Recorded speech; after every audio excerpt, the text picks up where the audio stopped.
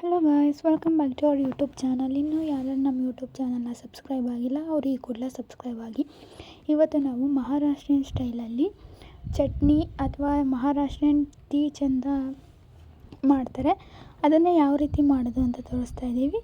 ಮೊದಲನೇದಾಗಿ ಈ ಥರ ಕಡಲೆ ಬೀಜನ ಒಂದು ಪ್ಯಾನ್ ಮೇಲೆ ಹಾಕಿ ಚೆನ್ನಾಗಿ ಹುರ್ಕೊಳ್ಳಿ.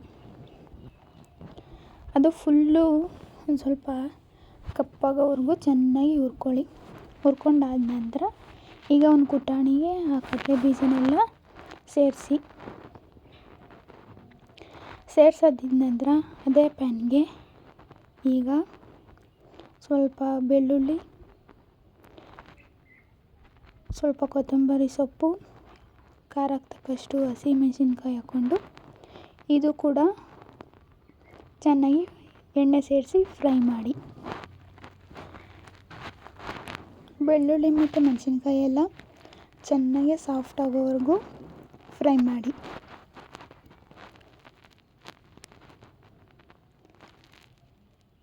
ಸ್ವಲ್ಪ ಸಾಫ್ಟಾಗೆ ಫ್ರೈ ಮಾಡ್ಕೊಳ್ಳಿ, ಯಾಕಂದರೆ ಅದು ಕುಟ್ಬೇಕಾದ್ರೆ ಸ್ವಲ್ಪ ನುಣ್ಣಗಾಗಬೇಕಲ್ಲ.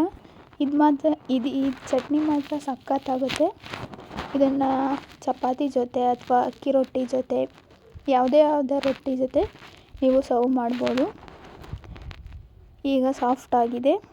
ಈಗ ಕುಟಾಣಿಗೆ ಅದು ಸೇರಿಸ್ಕೊಂಡಾಗಿದ ನಂತರ ಈಗ ಸ್ವಲ್ಪ ಜಜ್ಜಿ.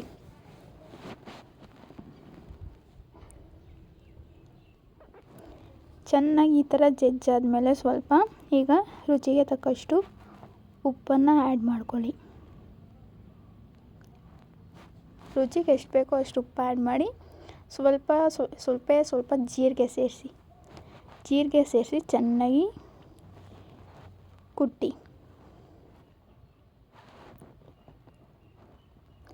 ಇದನ್ನು ಜಾಸ್ತಿ ನುಣ್ಣಗಾಗೋವರೆಗೂ ಕುಟ್ಟಬಾರ್ದು, ಸ್ವಲ್ಪ ತರ್ತರಿಯಾಗಿ ಇರಬೇಕು, ಆವಾಗಲೇ ಇದು ಟೇಸ್ಟ್ ಚೆನ್ನಾಗಿರುತ್ತೆ.